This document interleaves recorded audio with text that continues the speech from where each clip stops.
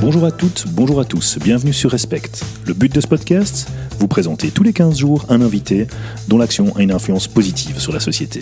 Peu importe son champ d'action, qu'elle soit issue de l'entrepreneuriat, de l'associatif, du sport, du culturel ou encore du public. Ce qui compte, c'est qu'elle ait décidé de se bouger. Leur point commun, énergie positive, courage, détermination et sens du fair play.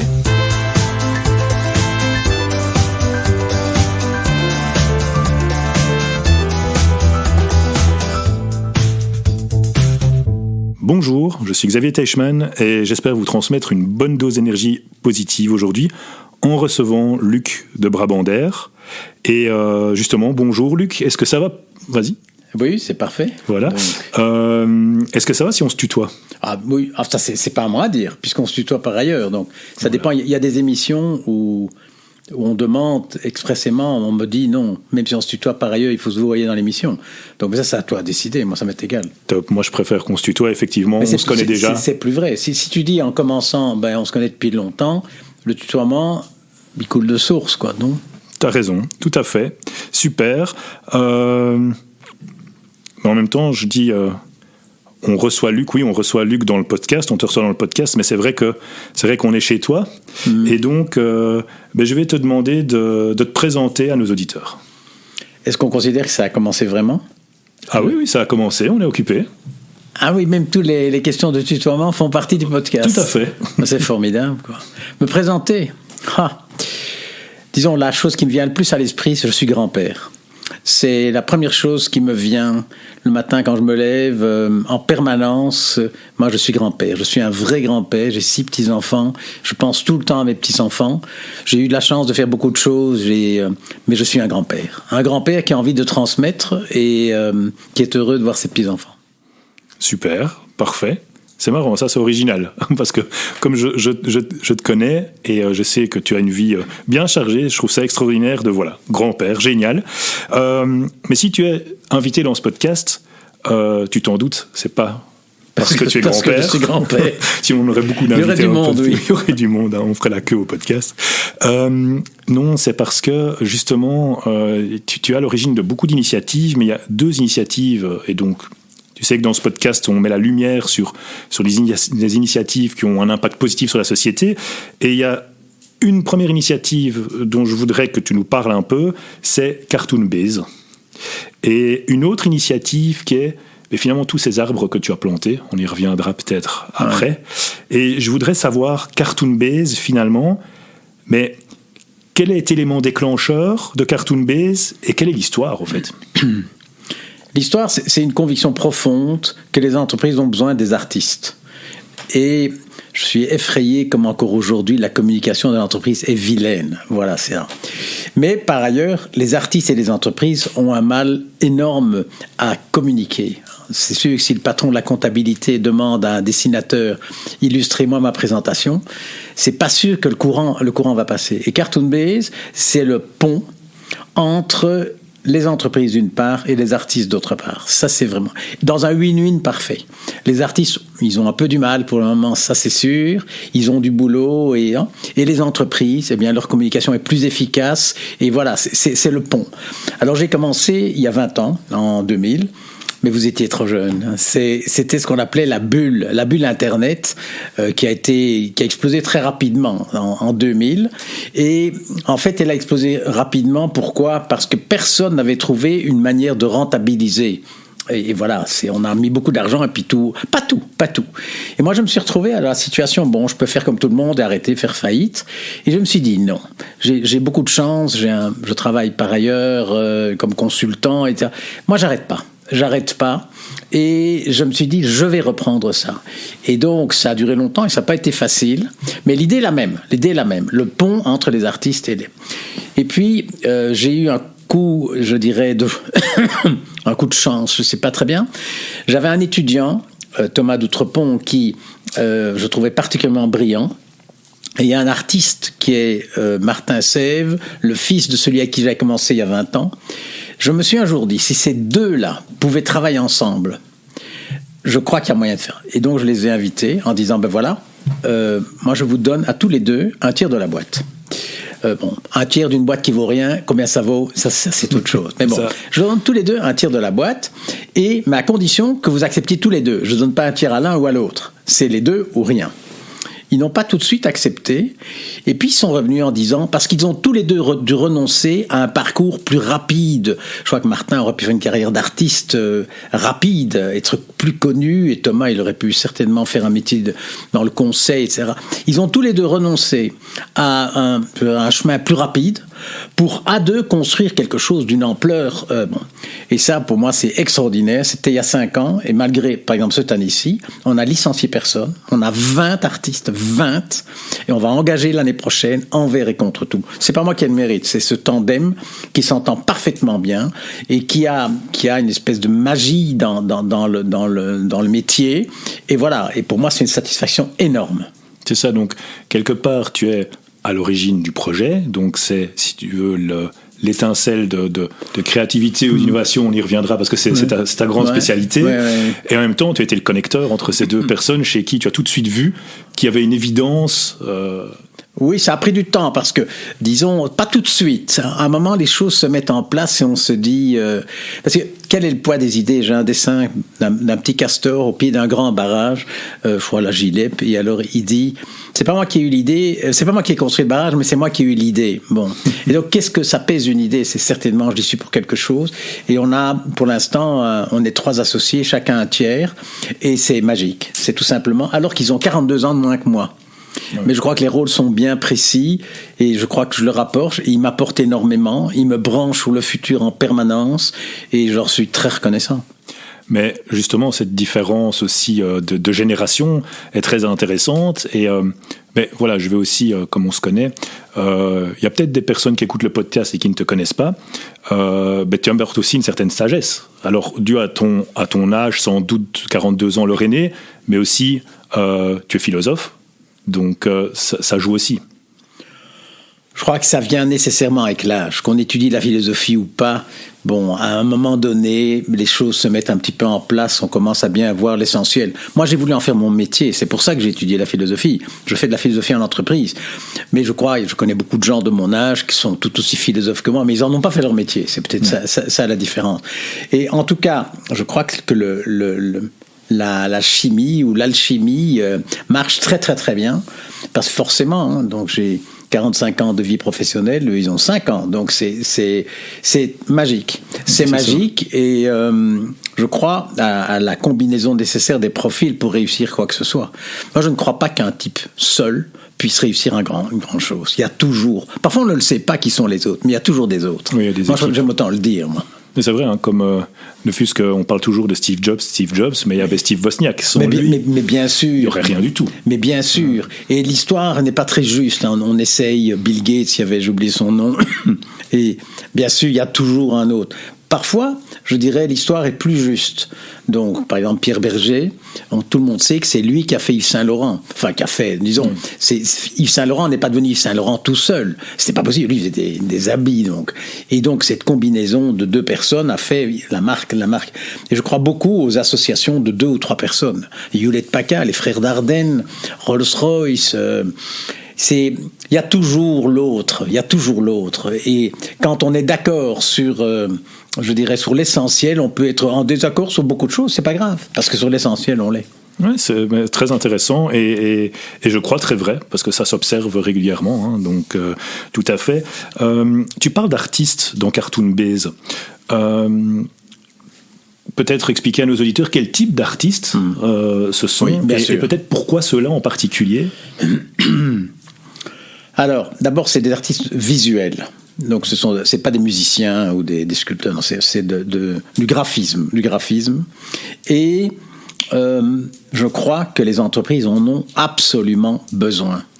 Parce que, moi, j'ai évidemment pas mal de métiers, mais un modèle mathématique, hein, qu'est-ce que c'est ? C'est une abstraction qui simplifie très fort pour essayer de représenter la loi de l'offre et la demande, par exemple.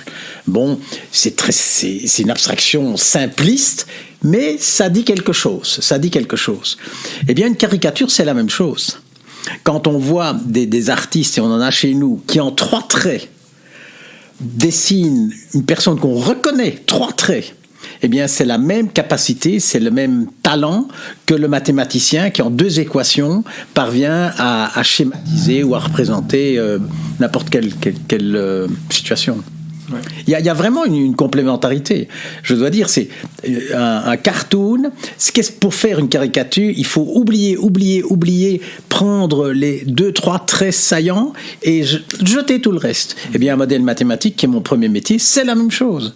Si je veux faire un modèle mathématique sur la surface de la mer, eh bien, je dois prendre 2-3 trucs et je vais arriver avec une équation simple qui est, je dirais, qui est pas la mer, mais qui rapproche de la mer comme une caricature d'un portrait. C'est ça, oui, c'est ça, de la personne caricaturée, quoi. Effectivement, on la reconnaît très vite, c'est pour ça que c'est une fulgurance, ça fonctionne. Bien sûr, sur les traits saillants. Ouais. Donc, les artistes ont cette capacité de voir, tiens, c'est son oreille, c'est peu importe son regard, et ils forcent le trait comme un mathématicien. C'est peut-être 2 mondes très éloignés l'un de l'autre, mais c'est vraiment la même chose. Ouais, mais l'explication est claire, on comprend bien.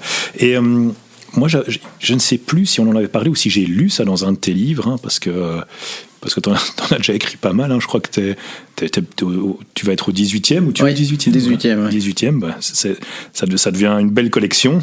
Il me semble que tu parles des caricaturistes, justement, enfin des cartoonistes, et que à l'époque, ils étaient beaucoup plus présents dans la presse, et que la presse, finalement, avec Internet, avec cette espèce de disparition, on a beaucoup moins de tirs.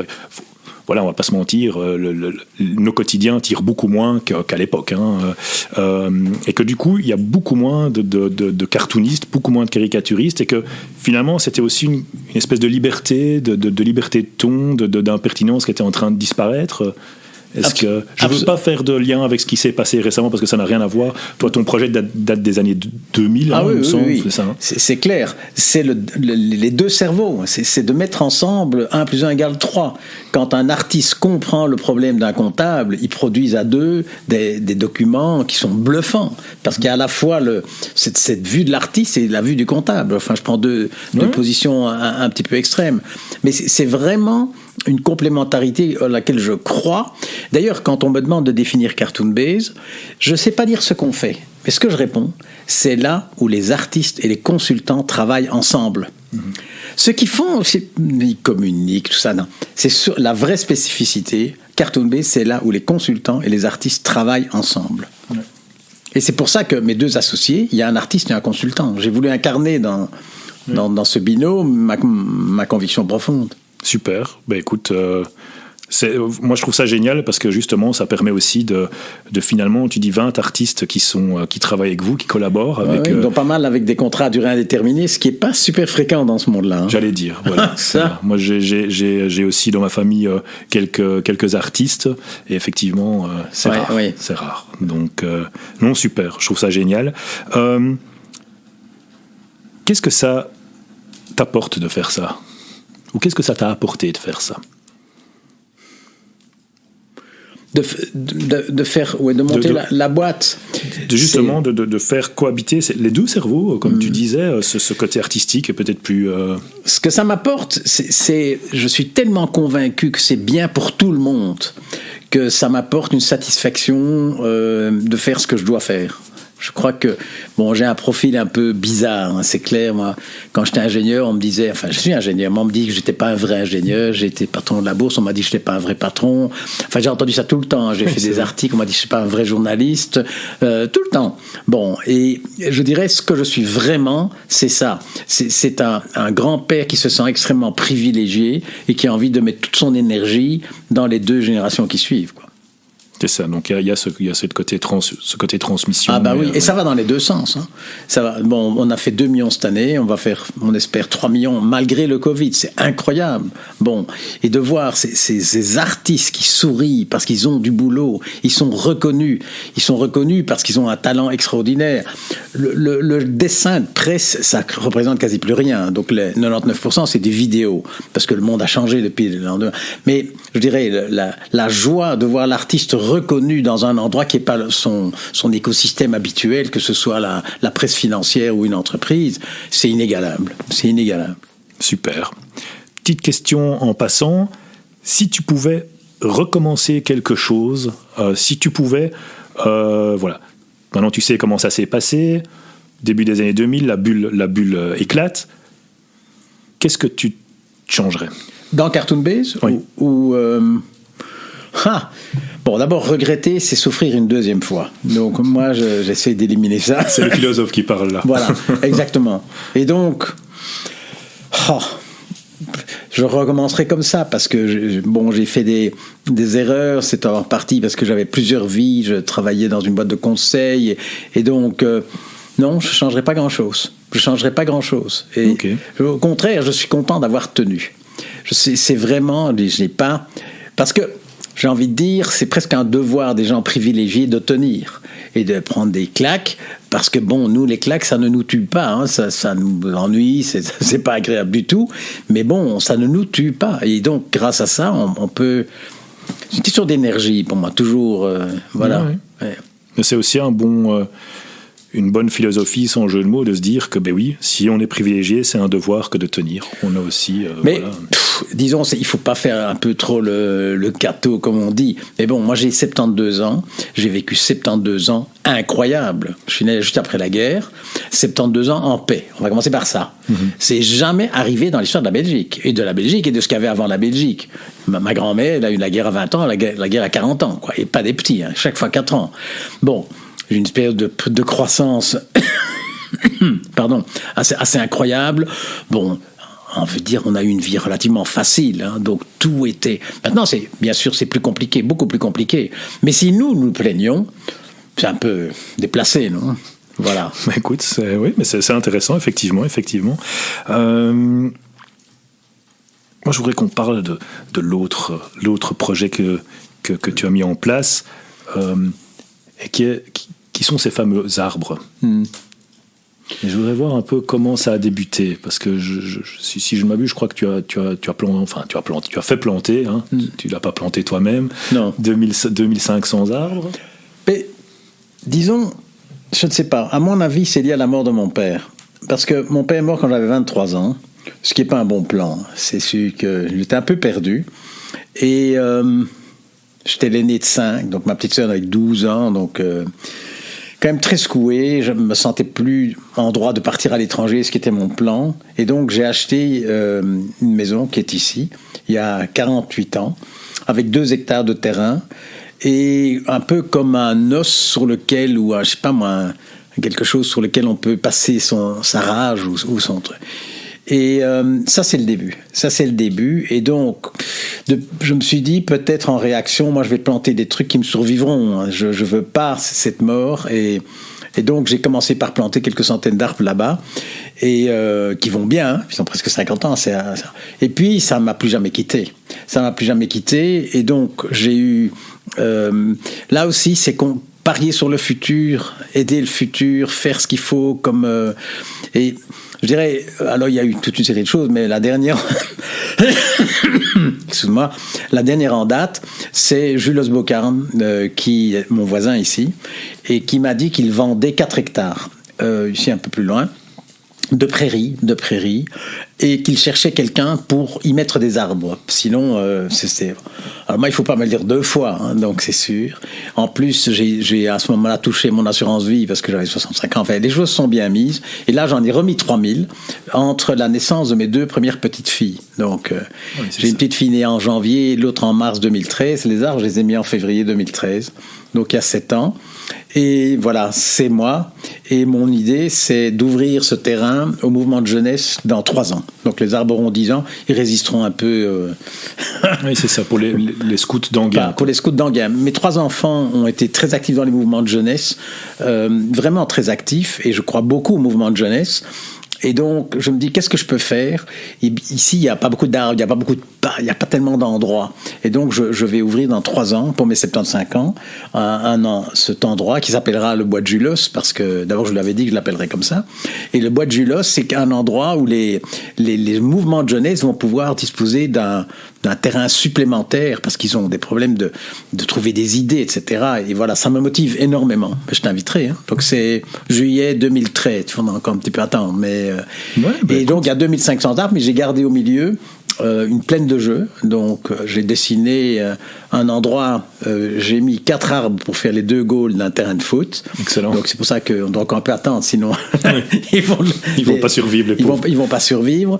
Mais voilà, c'est un plan. Moi, j'adore les projets. Je veux toujours des projets parce que c'est ça qui fait vie, c'est ça qui nous fait lever le matin. Ça peut être le projet d'un livre, un projet d'un bois, le projet de Cartoon Bay. C'est des projets, en fait, le commun dénominateur. Oui, c'est des projets, mais pourrait y avoir des projets plus égoïstes aussi. Je veux dire, je vois qu'il y a quand même à chaque fois des, je veux dire, Cartoon Base, l'idée est belle, mais c'est aussi de pouvoir finalement pas prendre soin, mais je crois que le vrai plaisir d'un bois, c'est quand on voit des gens dedans. Donc même égoïstement, si je vois des scouts jouer dans le bois, c'est un plaisir pour moi. Hein. Donc j'ai le leçon à donner à personne. Mais je sens bien qu'un bois avec personne, ça m'apporte moins qu'un bois avec des enfants. Bien sûr. Donc j'ai vu des chevreuils l'autre jour. D'ailleurs, je me demande comment ils font pour arriver. Parce qu'ils viennent du bois d'Angers, je ne sais pas comment ils font. Ça, c'est... Bon, ça doit être la nuit. Ça, faut se renseigner chez un spécialiste. Moi, je peux pas t'aider. J'aimerais bien pouvoir t'apporter cette réponse. Moi, j'aurais voulu voir avec toi, savoir surtout, quels sont les modèles qui t'ont inspiré dans ta vie? Déjà, s'il y en a. Les individus. Les individus, ou peut-être donc des individus que tu as fréquentés, ou peut-être des personnes que tu n'as pas fréquentées, mais qui ont joué à un modèle. Hein. Pour certaines personnes, c'est Kennedy, pour d'autres, Mandela. Et puis pour d'autres, ça peut être un père, un frère. Ah oui, j'en ai eu beaucoup. Par exemple, Joël Doronet, il n'est pas très connu, mais il m'a vraiment donné le kick, comme on dit, pour vulgariser. C'est un vulgarisateur, et moi je me suis dit, je veux pouvoir vulgariser aussi bien que lui, certainement. Philippe Maystadt, certainement aussi. Cette capacité à faire la politique sans tomber dans les arguments fallacieux, etc. Alors Philippe de Wood aussi, j'ai eu Philippe de Wood qui était prof à Louvain, qui est décédé aussi il y a 3-4 ans, et qui a voulu intégrer la dimension, son cours s'appelait CSR, Corporate Social Responsibility. Il y a un prix Philippe de Wood. Et puis j'en mettrai un 4e, c'est Michel Serres, à qui j'ai travaillé, j'ai publié 2 livres chez lui d'ailleurs, dans Le Pommier, qui était sa maison d'édition. Cette capacité à être optimiste, c'est un optimiste, Michel Serres, et aussi à vulgariser la science. C'est aussi à transmettre une forme de pensée joyeuse qui clarifie, qui arrête de s'encombrer de toutes ces choses-là. Voilà les 4 premiers qui me passent par la tête. Mais il y en a d'autres. Il doit y avoir des femmes aussi, c'est sûr, mais elles sont moins connues. Bon. Et tu m'avais parlé aussi, à l'époque qu'on avait parlé ça remonte à longtemps, hein, on avait travaillé ensemble il y a 4 ou 5, non, il y a 5 ans maintenant. Justement, c'était par rapport au scout. Est-ce que c'est le beau-père de ton fils, ou c'est possible? Oui, exactement. Qui lui avait déjà aussi... Donc, le beau-père de mon fils, pour ses 60 ans, il a construit de ses mains, avec des amis, pas tout seul, 30 ou 40 amis, il a construit une annexe au bâtiment des scouts. Et il a dit, moi je fais ça, si vous voulez me faire un cadeau pour mes 60 ans, venez m'aider à construire ça. Et c'est lui qui m'a donné l'idée. Parce que je me dis, bon, moi je suis pas architecte, lui il est architecte, qu'est-ce que je vais faire? Et c'est lui qui m'a donné l'idée. Et donc il a rajouté 30% au bâtiment des scouts ici, et je me suis dit, voilà, l'idée vient de là, par analogie, comme très souvent je vais un peu faire l'équivalent jardin ou plein air de ce que lui a fait bâtiment. Excellent. Mais je crois que les mouvements de jeunesse, c'est indispensable. Cette espèce et maintenant c'est terrible, hein, mes petites filles sont au Newton là, c'est compliqué, on sait pas très très bien, et ces chefs sont admirables. Alors on annule et puis on va, c'est dur pour elles. On est aussi dans une période très compliquée. Ça c'est sûr. Hein, ouais. Donc effectivement. Alors, bon, t'as quand même une vie bien chargée, et voilà, je voudrais savoir si tu as des routines qui t'aident au quotidien. Certains font de la méditation, d'autres font de la natation, d'autres quelles sont tes routines, ou quelles sont si tu en as déjà. Oui, j'en ai j'ai toute une série de petits trucs plutôt que des routines, des petits trucs j'ai un cahier par exemple qui ne me quitte jamais. voilà, où je note tout, et dans l'ordre du temps. Peu importe, j'ai un cahier, j'ai des habitudes, j'ai ma bibliothèque, tu vois. Je crois qu'une demi-heure par jour, je suis ici. Une bibliothèque, c'est un organisme vivant qui se réorganise en fonction des projets. Donc, je viens de terminer le livre sur les arguments fallacieux.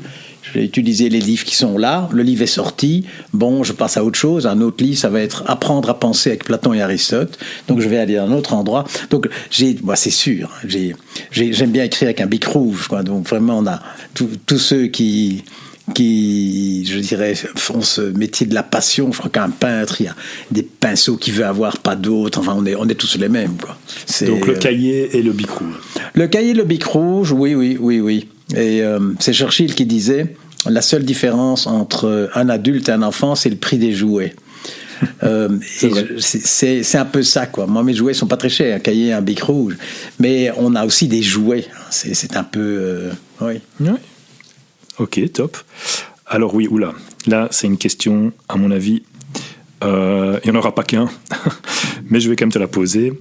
As-tu un livre, un podcast, une émission que tu pourrais recommander à nos auditeurs?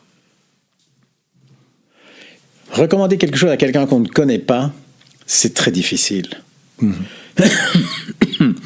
Moi, je réponds de la manière suivante. Amener de la nourriture chez quelqu'un dont on ne connaît pas les goûts, je préfère pas. Par contre, donner faim, là, on prend pas trop de risques. Donc, moi, je donnerais des livres qui donnent faim. Et il y en a, mais là aussi, ceux qui m'ont donné faim, pas nécessairement donneront faim aux autres. Bien sûr. Non. Celui qui, parmi les top 10, il y en a un qui s'appelle L'étonnement philosophique de Jeanne Hersch, qui était vraiment, qui m'a vraiment poussé fort en avant. Donc, l'étonnement philosophique, Jeanne Hersch. Jeanne Hersch, oui. Ouais, on le mettra en commentaire dans le podcast. Qui est, je dirais, une manière simple de raconter, de dire, mais au fond, voilà, moi j'ai adoré, mais c'est, bon, j'ai aussi des livres de maths, j'ai des... donner fin aux maths, il y a sûrement moyen. J'en ai pas parlé. Je n'en ai pas parlé. Mais bien sûr. Effectivement, c'est peut-être plus touchy. Moi, les livres dont je me souviens, c'est ceux qui m'ont donné faim. J'achète un livre parfois par hasard. Donc, il y en a où quand j'ai fini, j'ai plus faim. Et d'ailleurs, j'ai peut-être pas fini mon assiette. Bon.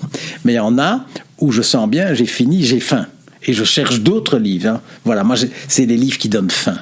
Oui, ceux-là me font du bien. Et du coup, tu es plutôt du style quand c'est le sujet qui donne faim et du coup tu dévores le sujet, ou bien c'est l'auteur qui a une plume et des arguments ou une façon de d'écrire qui te plaît et tu dévores tout ce que l'auteur a fait? Ça peut être les deux. Ça peut être un comportement et mais Stat n'a pas fait de livre, donc ce qui m'a donné faim, il n'a pas écrit. Donc ça peut être je dirais une attitude, des convictions. Moi, je me rapproche des gens qui me donnent faim. C'est vraiment... et je recommande aux gens d'avoir faim en essayant de donner ce bouquin. C'est comme les tout bons restaurants. Quand on sort, on a encore... c'est parfait, quoi. Super. Écoute, je pense qu'on va en rester là, Luc. Et je voudrais te remercier de t'être prêté au jeu de ce podcast. C'était très, très sympa et très agréable d'avoir cette discussion. Et j'espère du fond du cœur que nos auditeurs auront pris autant de plaisir à l'écouter que moi, en tout cas, avec Ruben, on a pris à l'enregistrer. Donc, je te souhaite une super belle soirée, parce qu'on enregistre, on est en soirée. Et je te souhaite beaucoup, beaucoup de succès et de bonheur avec tes petits-enfants. Voilà, et souhaitons-nous une sortie de cette pandémie, ça, parce que tout le monde souffre de plus en plus, et bon, il faut qu'on en sorte, quoi. Oui, non, tout à fait, c'est clair. Et comme tu dis que tout le monde souffre, effectivement, on le voit encore ici, une de nos prochaines invitées sera une personne qui, justement, se consacre, en plus de son travail, à à tous ces sans-abri qui, on a tendance à l'oublier, mais souffrent également. Il y a des quotas pour aller dormir dans les... ils ne peuvent pas faire les fêtes pour recevoir leur repas de Noël, etc. Et cette personne... on en reparlera lors de ce podcast-là, mais il y a de belles initiatives qui sont prises aussi pour ne pas oublier les laisser pour compte, au fait. Voilà. Donc, voilà. Merci, Luc. Avec plaisir. Merci d'être venu. Note de service à tous nos auditeurs. Comme vous le savez, on a pour volonté, pour ambition de remettre un polo Respect à chacun de nos invités. Ce polo ne s'achète pas, c'est un polo qui se mérite et c'est le polo qui symbolise l'équipe de laquelle ils font partie, qui est l'équipe des gens qui ont décidé de se bouger. À l'heure actuelle, il n'est pas encore prêt. Mais voilà, ils le recevront très bientôt et si vous voulez les découvrir avec leur beau polo Respect, eh bien simplement abonnez-vous aux réseaux sociaux, nous partagerons les photos sur tous les réseaux. Merci, à bientôt.